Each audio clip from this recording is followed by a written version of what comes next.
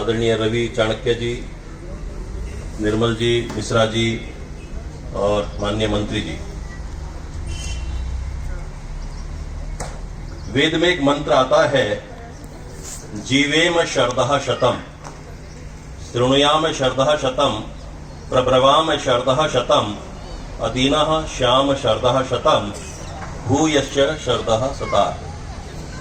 उस मंत्र का अर्थ है कि हम सब 100 वर्षों तक अच्छी पूर्वक, सुखपूर्वक, स्वस्थ होकर के जीवें, अच्छी प्रकार सुनते हुए जीवें, अच्छी प्रकार बोलते हुए जीवें और अच्छी प्रकार से कार्य करते हुए जीवें। और यदि 100 वर्षों से अधिक भी जीना है तो भी इसी प्रकार से स्वस्थ होकर के अच्छी प्रकार सुनते हुए, कार्य करते हुए, अच्छी वाणी बोलते हुए जीवें। ये वेद का आदेश है। परंतु आज के परिप्रेक्ष्य में जब आप देखते हैं तो 100 वर्ष तो छोड़ दीजिए, 40 वर्ष में हार्ट अटैक आ रहा है। 40 तो छोड़ दीजिए, 20 वर्ष में भी हार्ट अटैक आ रहा है। ब्रेन हेमरेज हो रहे हैं, किडनी फेल हो रही है, लीवर फेल हो रहे हैं, कैंसर हो रहा है। तो वेद कहता है कि 100 वर्षों तक सुखपूर्वक जीवें, लेकिन आज का परिवेश कहता है कि हम 20 वर्ष तक भी जीने नहीं देंगे।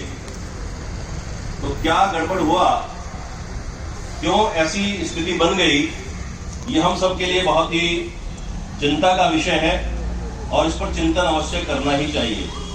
क्योंकि यदि शरीर स्वस्थ है तो आप सभी कार्य कर सकेंगे। शरीर यदि स्वस्थ नहीं है तो कुछ भी करना बड़ा मुश्किल हो जाता है। थोड़ा सा मैं बता दूं कि हमारा ये शरीर पंच महाभूत से मिलकर के बना हुआ है।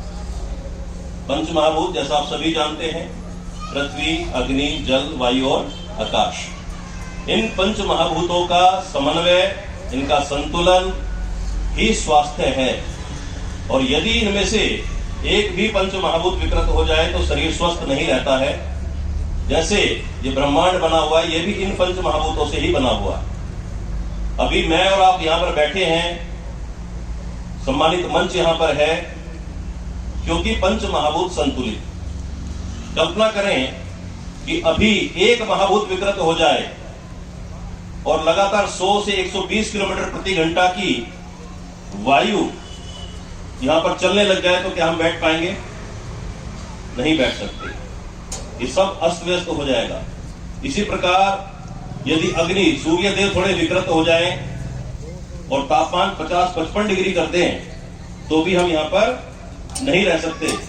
इसी प्रकार जल महाभूत यदि विकृत हो जाए, अचानक मूसलाधार बारिश हो जाए तो भी यहाँ बैठना हम लोगों के लिए मुश्किल हो जाएगा।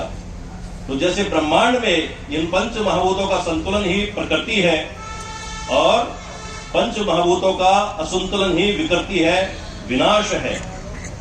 ठीक उसी प्रकार से हमारे शरीर के अंदर भी इन पंच महाभूतों का संतुलन ही स्वास्थ्य है और इन पंच महाभूतों का विकृत हो जाना ही बीमारी है। तो इन पंच महाभूतों को स्वस्थ रखने के लिए क्या क्या करना चाहिए, उसके लिए आहार है, विहार है, दिनचर्या है, और यदि फिर भी काम ना चले तो हमारी गौ माता है। परमेश्वर ने गौ माता को विशेष बनाया है। कई लोग कहते हैं कि भाई गाय और भैंस में कोई अंतर नहीं, तो ये उनकी मूर्खता है, अज्ञानता है। गाय वास्तव में गावो ही विश्वस्य मातरः। शास्त्र कहते हैं कि गाय पूरे विश्व की माता है। वो केवल हिंदुओं की माता है, मुसलमानों की नहीं है, ईसाइयों की नहीं है, ऐसा नहीं है। संपूर्ण विश्व की माता है।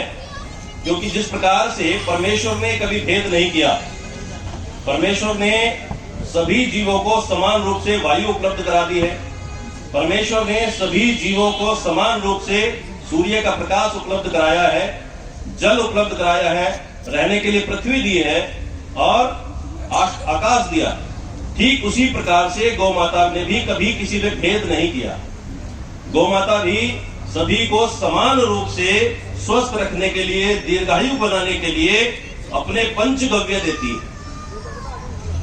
आपने आयुर्वेद सुना होगा सभी कि हमारे आयुर्वेद हमारी बहुत सनातन चिकित्सा प्रणाली है। मैं आपको बता दूं कि पंचगव्य के बिना आयुर्वेद भी अधूरा है।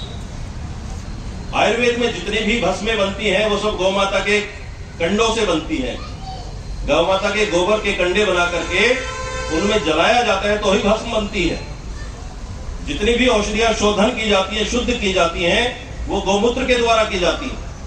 यदि गौमूत्र ना हो तो बहुत सारी इस तरह की औषधियां हैं जो कभी शुद्ध नहीं हो सकती और उनसे औषधि तैयार ही नहीं हो सकती। इसी प्रकार से जितने भी घृत हैं आयुर्वेद में, वो सब के सब देसी गौ माता के घी से ही तैयार किए जाते हैं। तो पंचगव्य के बिना आयुर्वेद भी अधूरा है और पंचगव्य के बिना मनुष्य भी अधूरा है। क्योंकि मनुष्य के जो पंच महाभूत हैं उनको यदि संतुलित करना है तो केवल और केवल गौ माता के पंचगव्यों के द्वारा उनको संतुलित किया जा सकता है। जैसे अगर मैं एक एक गव्य की बात करूं तो एक एक महाभूत को संतुलित करने की क्षमता रखता है। आपने शास्त्रों में पढ़ा होगा, सुना होगा कि गौ में वसते लक्ष्मी, गौ माता के गोबर में लक्ष्मी का वास है। सभी लोग सोचते होंगे भाई ये शास्त्रकार ने कैसे क्यों लिख दिया।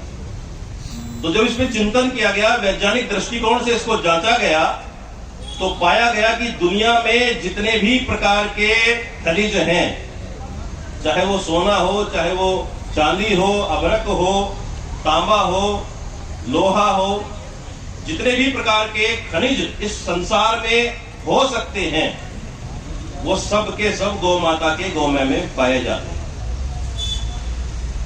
और इसके लिए बहुत सारी शोध आज भी हो रही है, अभी और करने की भी आवश्यकता